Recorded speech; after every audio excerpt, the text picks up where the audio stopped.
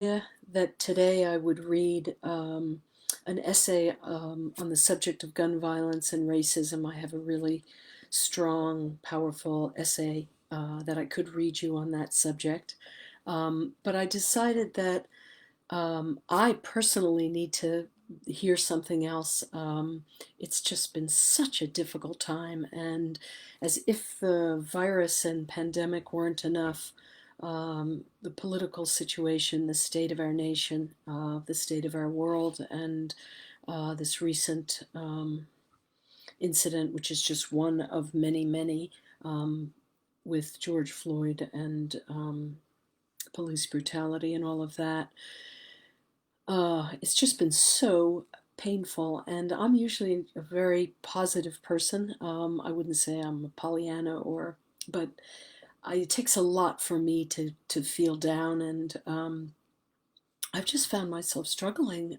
It's just sometimes hard to see the light at the end of the tunnel. I'm pretty much healthy now. My son, as you know, was sick, and he's pretty much healthy now. Not 100%, but almost. He had a fever for about 37 days and has been sick for almost 50. Um, so it's not so much that, it's the isolation, the state of the world, the fear of the unknown, of you know, I have a friend who's on a ventilator, and it seems very touch and go to me. She's been in an induced coma for months, and I feel very lucky that my son and I have come out of it uh, okay for the moment. I think you can get it again, so it's just such an uncertain time. Um, my partner is stuck in Holland and hasn't been able to return because of the flight ban, travel ban. My mother is 90, almost 92, and I haven't seen her in 3 months. Yesterday she said, "I'm dying." And I said, "Soon?" Because I'm hoping she's going to wait a little while so I'll be able to be with her. So I just couldn't read the essay on gun violence, and thought instead I would read a very beautiful essay by Talia Bloom, a student of mine. I ended up ending the book, Unstuck. It's in this book. I end the book with that essay and with her words because they're so great. Um, and also, I don't know, I'm sure many parents are dealing with this. My son is almost 14 and he's not in school. I mean, he's doing remote learning, but barely. And it's a real struggle to get him off his iPad. He just wants to play video games 24/7. He was stealing it and lying and taking it and watching all night, even when he had a fever. And oh my God, so much conflict. And I found myself last night practicing sort of out of the blue right before I fell asleep. Ho'oponopono. I don't know if you know that practice. It's a Hawaiian practice, and the guy who invented it is Hugh Lin, is his name, and he was assigned a caseload of patients in a mental institution, and they were all very troubled in all these different ways, and he uh, ended up healing them by he never met them. He read their charts and he practiced, so he says, Ho'oponopono, which is this practice uh, whereby you first say, heartfelt way, "I'm sorry, please forgive me, thank you, and I love you." And and he just repeated this, picturing each patient on his list and his caseload, feeling it in his heart. And he claims that he was able to heal himself and without ever meeting them, the the patients that were assigned to him, and they were like really like very extreme cases. Um, I don't know if that's true. I kind of believe it. So his idea is that it's all in you. Like whatever you perceive outside is a projection, and that if you heal yourself, it's a kind of inner restorative justice, I guess you would say. Then you'll heal the situation. So, kind of in a moment of just, I don't know what else to do. I practiced Ho'oponopono last night, and I had a much better day today, but nonetheless, I wanted to read a really uplifting essay. So I'm going to read Talia Bloom's essay. It's very, very beautiful. She really struggled in finding a topic. She said that she had wanted to write an essay. What did she call it? How to Think Gratefully. And she set out to write this essay, How to Think Gratefully, and found it very difficult to write an essay, How to Think Gratefully. And eventually, of course, I just said, just write, come up with a moment, write about that moment, and we'll see if it leads to anything. And she had a memory about yellow jackets that had been invading her family's campsite, and that she practiced some sort of energetic, psychic um, thing to remove the yellow jackets. I realize I'm wearing a yellow shirt today, in a total accident, and it worked. And so that was sort of the seminal moment, and then she kind of expanded out from there, and then wrote this magnificent essay. I hope it's uplifting to you. It's really uplifting to me. And then I'll read you her little sort of blurbish thing that follows about the process of writing and how she came to this after quite a bit of struggle. So here it is. That was, again, a very long preamble.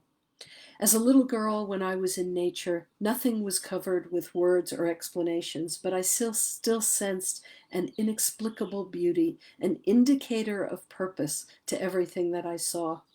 From when I was around 5 years old, I used to make fairy houses in my backyard. One time, a boy in my class told me that the tooth fairy was not real, and I screamed at him that she was. The same thing happened with another boy. He laughed at me because I loved fairies, and I tried to tell him what I saw in the sky, the little gold sparks so clear against the light blue, and he told me it was just something that happens with my eyes. I just could not believe that he needed proof beyond what was so obviously true for me, the absolute certainty that there was magic everywhere and voices speaking all the time. I could hear those voices, and they continued to call out to me when I was in nature. I would talk to trees and hug them, feeling the rumbling, rooted, and sturdy energy flowing through them. I would listen to the plants speak in their soft, simple voices about invisible creatures and insects and the wind and the almost incomprehensible experience of the plant that I could just sense. I listened to the insects and bees, too. Years ago, my family went on a camping trip, and my mom asked me to speak to the swarm of yellow jackets that had been bothering us and to ask them to please leave. Remember to use love, she said. I walked over to the picnic table and sat down in the midst of the yellow jackets. I knew that they could sting and it would hurt, but I was not afraid. I closed my eyes and listened. I listened to how the yellow jackets only wanted food and how it drew them to us like some heavenly paradise. I smiled and imagined love forming a cloud around me, spreading outwards to envelop them. I left, and 10 minutes later, when I checked the picnic spot, the immovable yellow jackets had gone. In these connections with nature, I became aware of spirituality. Although I could not fully articulate it, I knew as a certainty there was a significance, plan, and a reason for everything around me of which I was often unaware. These magical experiences showed me what was unknown and the knowledge, the sureness that there was an unknown.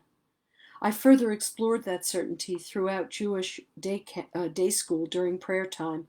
I learned that when I concentrated hard enough, I could talk to God and feel my emotions vibrating intensely. Later, I learned that I could also pray for whatever I felt motivated to bring into life. Recently, my motivation drove me to practice Judaism in ways that would bring me closer to such a presence, and I decided to explore my religion further through orthodoxy and deeply intensive practices. Now my motivation is about the need to be aware of and explore the external world and see how it is reflected in me internally and how I can mirror the goodness of God's unity with the world's goodness. I still listen to bees and trees and to whatever magic that goes otherwise unnoticed that is out there.